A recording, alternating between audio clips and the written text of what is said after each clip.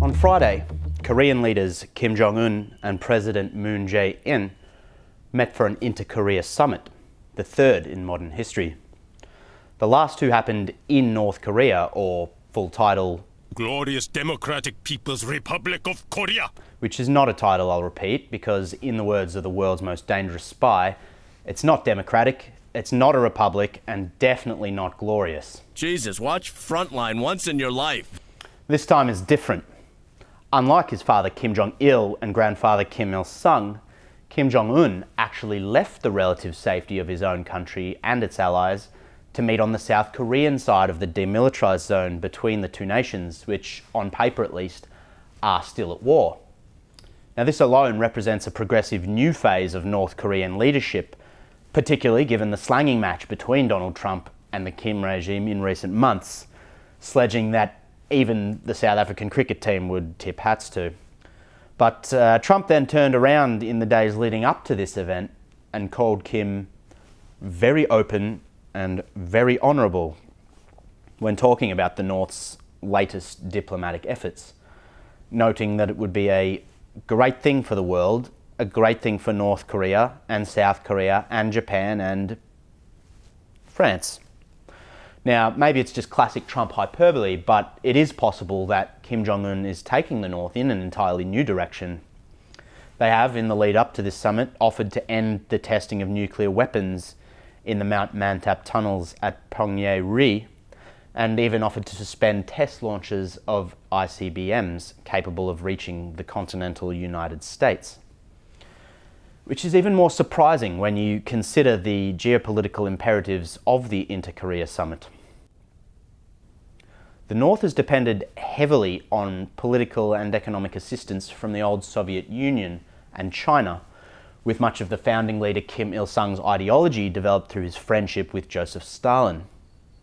Their subway trains are old Russian models, and much of their defense material is Russian hand-me-down or based on Russian designs. But in spite of all this, Kim Il-sung actually managed to play his two benefactors off against each other whilst maintaining his own nation's independence. Holding middle ground between Chinese state capitalism and Soviet-style communism, he accepted aid from both as he planted the idea of juche in the mind of his people, a uniquely Korean philosophy of individual independence and state sustainability, but without the internal competition generated by free markets. It allowed them to maintain a per capita GDP higher than their southern neighbours all the way through to the late 1970s, although purer capitalists might argue that luck played a bigger part in their command and control economy than wise decisions. But it wasn't until the Soviet Union actually fell apart in 1991 and all Soviet aid stopped abruptly that things really grew dire.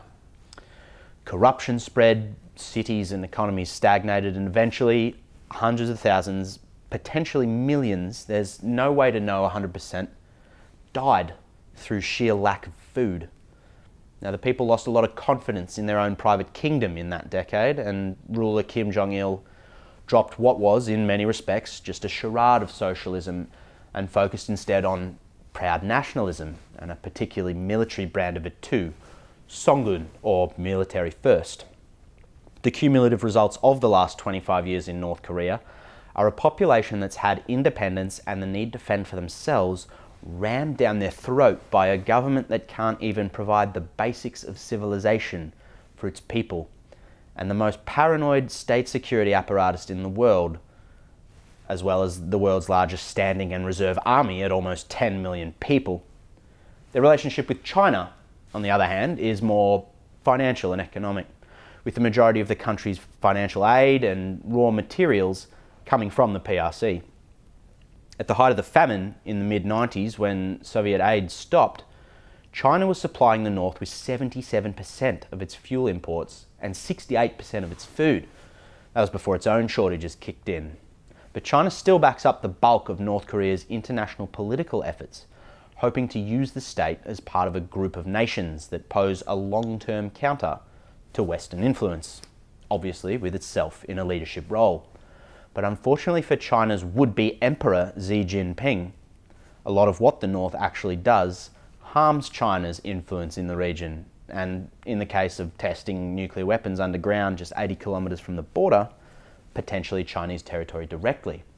It's a big part of why things have been so frosty between these neighbours for a couple of years now. But Xi's secret meeting with Kim just weeks before the unprecedented summit shows that China still wants a central role in any Korean future, but also that Kim Jong-un's firmly established now his own brand of leadership in North Korea.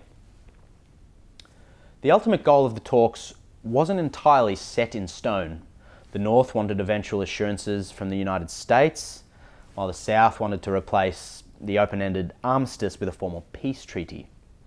Neither of these things happened, but the two leaders did agree to end all propaganda and at least work towards that formal peace.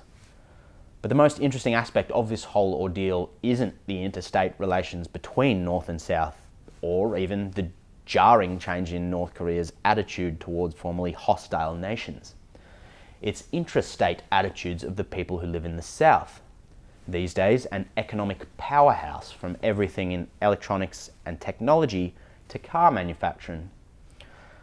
A number of studies have found a common theme, and that is that conservatives and those who lived through the war hold reunification of the two nations as sort of a sacrosanct ideal. You've got to remember that 60,000 families were torn apart by that civil war, and family reunion visits were halted more than a decade ago. But the younger, more liberal generations have been raised in a hyper-competitive capitalist country with easy access to food, finance, and global culture. They're not, surprisingly, that willing to give them up. And despite wanting peace between the two regions, they detest the idea of footing a multiple trillion-dollar bill to effectively adopt what is, to them, a wholly foreign people.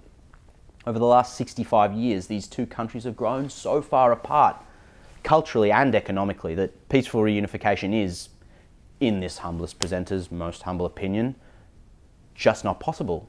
Not without a disturbing amount of pain and probably bloodshed.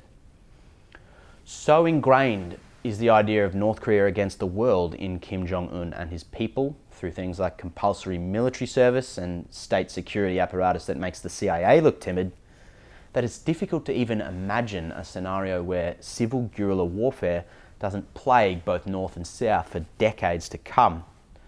It'd breed resentment, cost the South immensely in terms of economic opportunity, and be such a cultural shock as the world trickled in through North Korea's once impenetrable walls that reunification really has to take a back seat to the North's own very occasional plod towards openness and, one hopes eventually, democracy.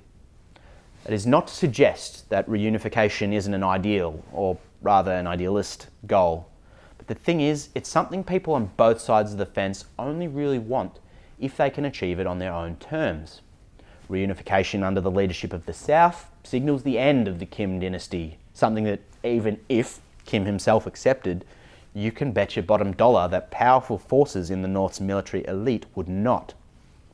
It's also hardly palatable to China, as it would see them lose a key ally in the region and the potential of US troops right up against their border. Now, China will do just about anything to counter the US influence, and given the only signatories to the Armistice Agreement of 1953 are UN Command, China, North Korea, and the USA, China really needs to be at the table in any future peaceful solution. Reunification under the Northern regime would almost certainly demand the use of force, because it's just beyond fantasy to suppose that the prosperous South would just accept leadership from the poverty-stricken North under any circumstances.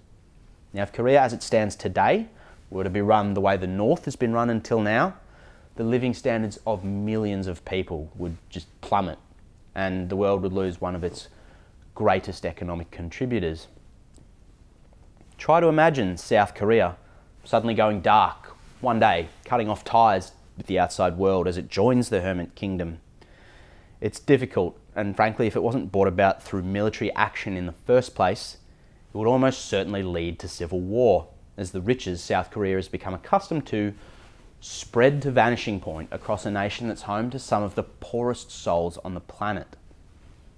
Now, a peaceful solution, somewhere between the conservative desire for reunification and a libertarian bent to just leave respective people spending for themselves, is not only the most desirable outcome, it's also the most realistic. So long as both sides of the fence remember that they cannot achieve the unification they want without significant cost in both dollars and lives. The fact is that neither side wants this. They never have. That's why they've stayed out of each other's way, although try as they might to exert influence over the entire Korean Peninsula.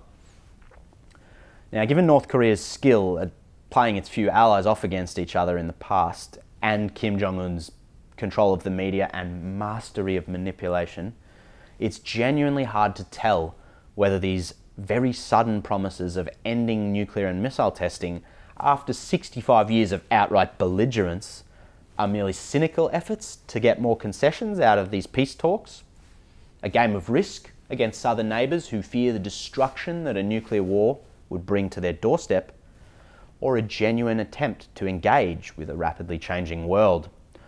But as long as the Donald keeps his Twitter activity to a minimum, the next few weeks will change the course of human history in Korea.